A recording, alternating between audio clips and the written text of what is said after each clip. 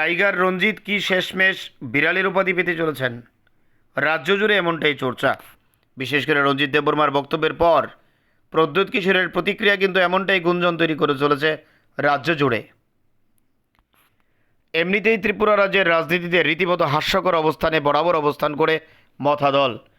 কখনো অবরোধের নাটক, আবার কখনো এই ঘরে ওই ঘরে উকি দেওয়ার অভ্যাসের পরিপ্রেক্ষিতে রাজনৈতিক মহল থেকে শুরু করে রাজ্যের সাধারণ মানুষের কাছে রীতিমতো হাসির খোরাকে পরিণত হয়ে গেছে সামাজিক মাধ্যমের ব্যানার থেকে জন্ম নেওয়া রাজনৈতিক দল মথা।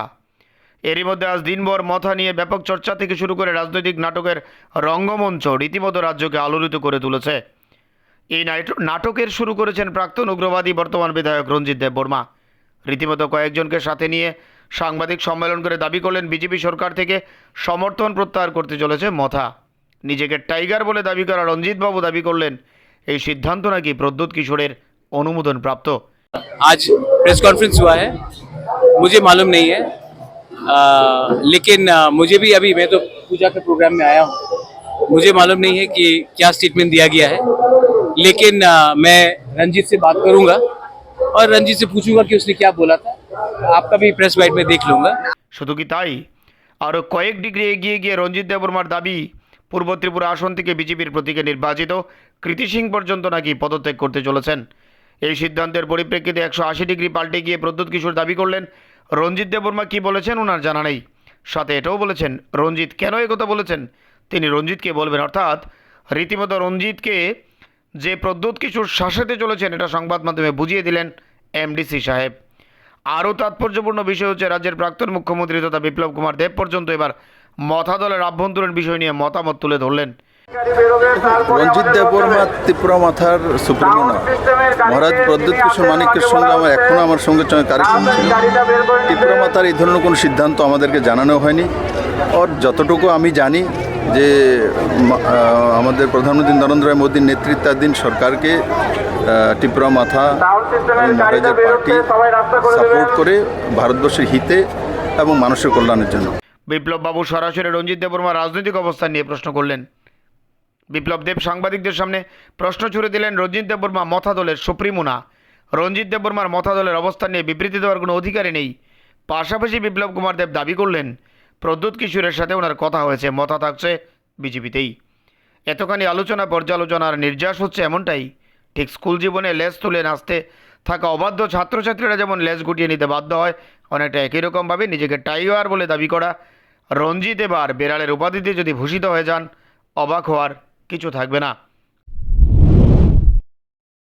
আমরা ইতিমধ্যে আমি বলে দিয়েছি, আজ সকালেও 10টার দিকে আমি মহারাজের সঙ্গে কথা বলেছি।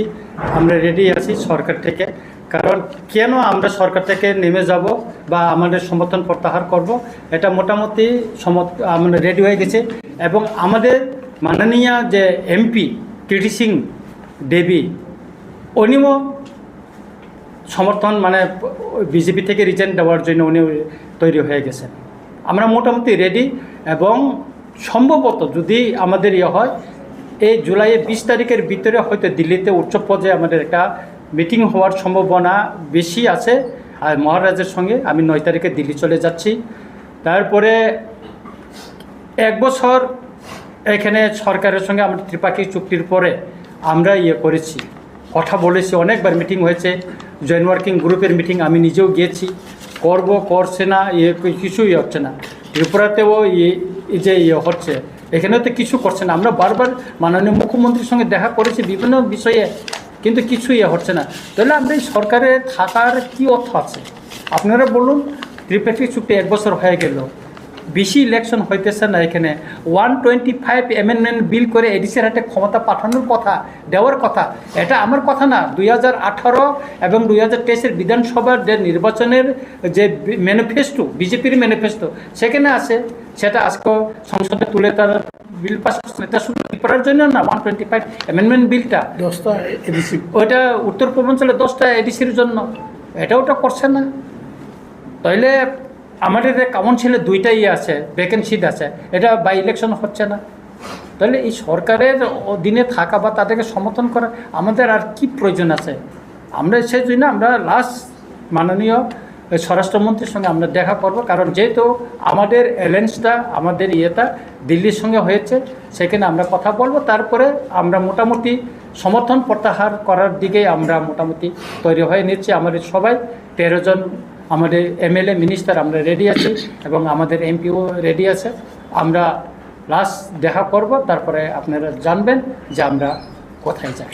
সমর্থন প্রত্যাহারের বিষয়ে কি এই বিষয়ে আপনাদের বিধায়কদের সঙ্গে প্রদ্যুৎ কিশোর দেববর্মনের আলোচনা কমপ্লিট আমাদের আলোচনা হয়ে গেছে, তাই মহারাজা 7 তারিখে আমাদের র্যালিতে থাকবেন, থাকার পরে উনি ওই দিনে দিল্লিতে চলে যাবেন। আমাদের মোটামুটি আমরা ওই দিকে চলে আগাচ্ছি। আপনারা দেখছেন আমাদের কিছুদিনে রাজনৈতিক পরিস্থিতিটা কোন দিকে গড়াচ্ছে। আমি তো রেগুলার বলেই যাচ্ছি এই সরকারের সঙ্গে থাকার আর প্রয়োজন নেই আমাদের। আপনার দলের সুপ্রিমোকে সমর্থন দিয়েছেন এটার উপরে? না, সমর্থন আছে, ওনার সমর্থন নিয়ে তো আমরা বলছি। আমরা তো সমর্থন নিয়ে তো বলছি, মহারাজ নিজেই তো বলছেন, আমরা কেন সমর্থন করবো? 1 বছর আমরা দেখেছি, আমরা বিরোধী দল থেকে আমরা ছেড়ে সরকারের সঙ্গে এসেছি। আমাদের প্রতিশ্রুতি দিয়েছে আমাদেরকে, আমাদের যে অধিকার, ল্যান্ড রাইটসের কথা, পলিটিক্যাল রাইটসের কথা বলা হয়েছে, চুক্তিতে কি আছে? এটা কথা আছে, কিছু তো করছে না। তাহলে এই সরকারের অধীনে আমরা কেন থাকবো? আজকে আমাদের 3জন ক্যাবিনেট মিনিস্টার হওয়ার কথা, 2জনে তো আমাদেরকে, একজন প্রতিমন্ত্রী আর একজনকে তো ক্যাবিনেট মিনিস্টার করে রাখছে। শপথ গ্রহণ অনুষ্ঠানে কি এই জন্য জানেন আপনারা? না, শপথ গ্রহণে বিভিন্ন মিনিস্টার বা ওনার বিভিন্ন এসেছিল, কিন্তু শপথ গ্রহণের যে মিনিস্টারকে সম্প্রসারণ যে করা হচ্ছে, সেটা যদি আপনার সবার সঙ্গে আলোচনা করে যদি করতো, তাহলে সবাই সন্তুষ্ট হয়তো। কিন্তু আমরা একটা সরকারের শরিক দল হিসেবে আমাদের সঙ্গে তো আলোচনা করেন। আমাদের মাননীয় মুখ্যমন্ত্রীকে দিয়ে রাত্রে ওয়েস্ট ডিস্ট্রিক্টের ডিএম রাত্রে ওনাকে হোয়াটসঅ্যাপে মেসেজ পাঠিয়েছে 9:30 দিকে। আমি মহারাজের সঙ্গে 9:30 সময় কথা বলেছি, তখনও উনি জানতে পারেন নাই যে ত্রিপুরায় মন্ত্রিসভা সম্প্রসারণ হচ্ছে। আমি বললাম আমাকে কার্ড দিয়েছে যে এরকম, আমি তো এখনও জানতে পারিনি বলছে উনি। যেহেতু আপনারা বহুদিন ধরে